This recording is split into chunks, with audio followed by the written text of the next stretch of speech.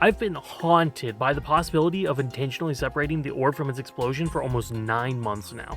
It was something that I knew had to be possible, somehow, and I just needed to get the first couple pieces in place and it would all fall into place. But no matter what I tried, or how I tried it, I couldn't get that first piece to fall. Sure, I had some hyper-specific pixel-perfect angles that kind of worked sometimes, but... See? I'm monologuing again. Okay, put this almost concerningly emotional topic in DBD terms, it was looking like the possibility of this tech existing was going to loop me for 5 gens until the last second I received help from a rather unlikely ally. To introduce our unusual hero properly, this is Jacques, I think. You see, one of the vultures on Saloon is canonically named Jacques, but I can't really find the original post where this was revealed to figure out which one it was, so... yeah, either way, we're going to be referring to him as Jacques for the rest of the video. Jacques is so important because he was the one who taught me how to intentionally split orbs. I know, saying a virtual vulture taught me sounds like I belong in an asylum, but it's the truth. I was testing the pop-up potential of the vultures on Saloon, as one does, when I decided to try out our dear friend Jacques' ramp-up potential, and it split.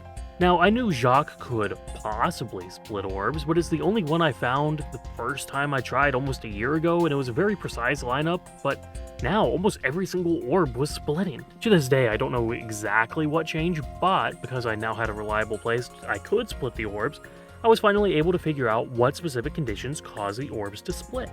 I did this by studying the characteristics of Jacques, like the fact that he's a moving object, and how the various different shapes of his model made the orb split in different ways. Then I tried to find similar characteristics on other maps.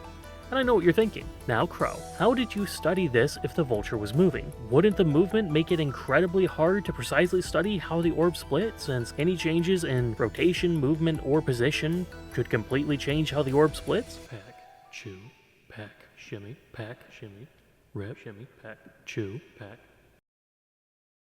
If you've played Unknown for more than 10 games, you've probably already accidentally split an orb once or twice, but doing it intentionally was borderline impossible. Until now, thanks to the brand new Turkey Tech, which I've named in honor of our dear friend Jacques the Turkey Vulture.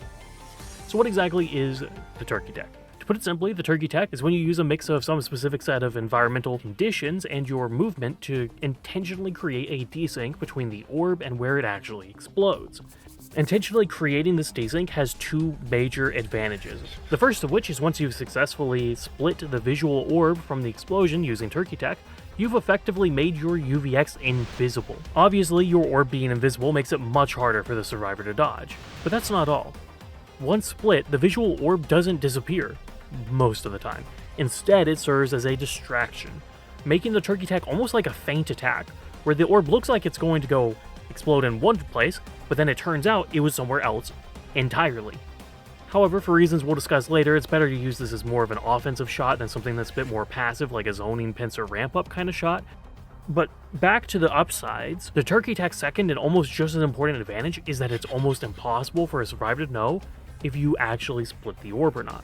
This is important because when the Unknown does perform the Turkey Tech correctly, the best counterplay for the survivor is to either leave the loop or run towards the visual orb, since the visual orb will almost always be far away from the actual explosion.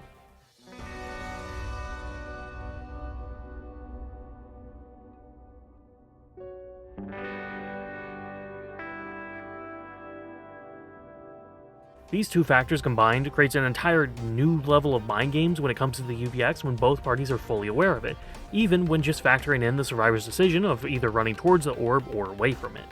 However, we're very unlikely to see that level of play anytime soon. I know you're chomping at the bit to learn how to do the Turkey Tech yourself, but I do need to temper y'all's expectations a bit first. First off, it is incredibly hard to do. The only quote-unquote easy place to pull this off is with Jacques' help, and even then, Jacques' doing like all the heavy lifting for you. Otherwise, intentionally splitting orbs is crazy hard. It's not pixel perfect once you know what to look for, but it still requires both the knowledge of the wheres and hows, but also the high mechanical skill to both line up the projectile as it hits the right angle, but also in some cases having to time when you fire the orb too. Additionally, since this typically is a variation of the pop-up style of UVX shot, it has a lot of airtime. However, unlike the usual ramp-up pop-up style shots, you can't use the orb's airtime as a benefit for things like zoning or pincer attacks very easily, since it's, well, invisible and neither you or the survivor know exactly where it's going to end up, so you can't push them into it very easily. This is also probably the best time for me to mention that while one part of the UVX remains visible, its location and the path the visible orb takes is client-sided. When a desync is created, all players will see the orb in an incorrect position, but every player will see the orb take a different path. The visual orb will also not hinder survivors if it happens to make contact with them, even though it will play a sound, for the same reasons. But rest assured, you can still hinder the survivors if they happen to be in the orb's quote-unquote true path, but that's very unlikely because this is actually a disguised ramp-up or pop-up style shot. Okay. Oh wait, so the orb desync. Wait, so the orb desync is different per person. Did that hinder you? Okay, because it played the sound effect. Oh, that's so interesting. With all that prologue out of the way, it's finally time to explain the hows and whys of Turkey Tech. I'd recommend the first thing that you do to practice is loading in to Dead Dog Saloon and training with Jacques himself. He's by far the easiest to split with, as all you need to do with him is really just hit him anywhere, and it'll split somehow. But if you want to properly practice for other types of Turkey Techs, I'd definitely recommend stand slightly behind the wagon, aim at the side opposite of where you want the real orb to go, and then start strafing and launch the orb. The strafing isn't necessary, but I found it helps with most other split spots that you can find. Editing Crow here, you really want to be strafing when going for these kind of shots, since it seems to make a lot of difference on pretty much all of the spots I've found that aren't Jacques himself.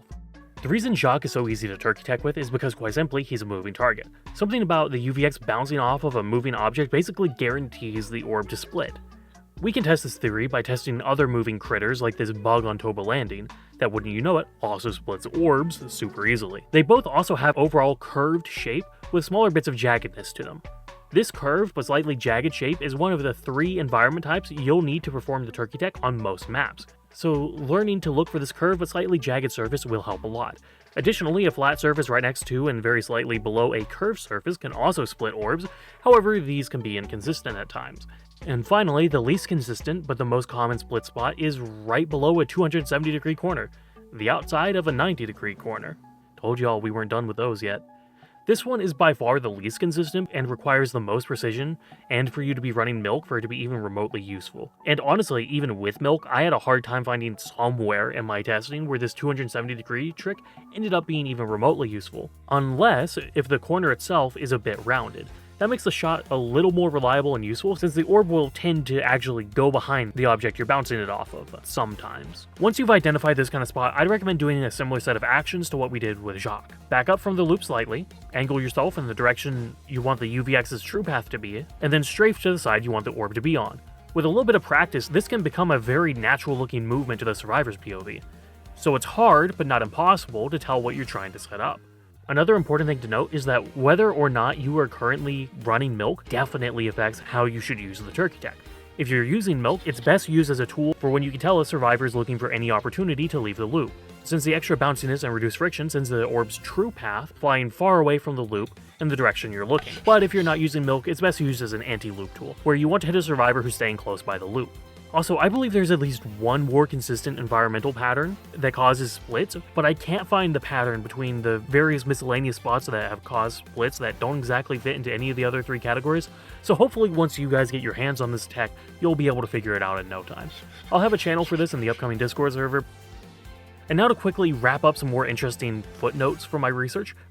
Okay, editing Crow here. I'm gonna cut out this next section. This is just me talking about how I'm pretty sure that I can reverse engineer how the UVX actually works in like the game and everything based off of what we already know about it and everything that I found during Turkey Tech testing, but it kind of just dragged on the video a lot, so I'll leave the script copy and pasted in the description if you're really interested in that. Just know the basics of it is that there's actually 2 orbs, the visual orb and then the actual orb. Their hitboxes are slightly different, similar to a wesker hug tech for any of you that know how those work. And basically all of the tricks that we're doing and that I talk about in this video are just tricks that cause the 2 orbs to be split without causing the orb to detonate. And the only reason I bring this up is because this theory also solves an old mystery of ours. Kind of also been haunting this channel for a while, so I'll let past me talk about that now. Furthering on this theory, once the visual orb is separated from the true path, it can pretty much go anywhere and do anything until it's deleted right before the server designated detonation happens. This means that the UVX can technically bounce 2 or more times. However, it has no impact on the actual path of the UVX, which is why I made that cryptic triple bounce is real but totally useless post. Because that's what it is. It's a cool factor gimmick that sadly doesn't have any real use, but it was still fun to play around with during testing. I personally can't tell if this is about to become the next meta of Unknown, or it's going to be some weird gimmicky niche tack that most people won't even bother learning how to do. Really, I think it's more on the niche side, but depending on if we can find more ways to do it, maybe a more consistent way than the strafing and having to rely on the certain environmental patterns, it could become incredibly strong, or maybe on certain maps it would completely change how you play them. Once again, I'm not quite sure. I'm making this video pretty much as early as I confidently can make this video and be confident in what I'm telling you is at the very least it works and you can go and replicate it yourself. That's why I delayed this video so much, is I wanted to make sure that 1, it wasn't just on moving objects like Jacques and the bug, and 2, that these other spots that I did find were able to be replicated and they weren't just a ping thing. Anyways, with all that said, happy hunting.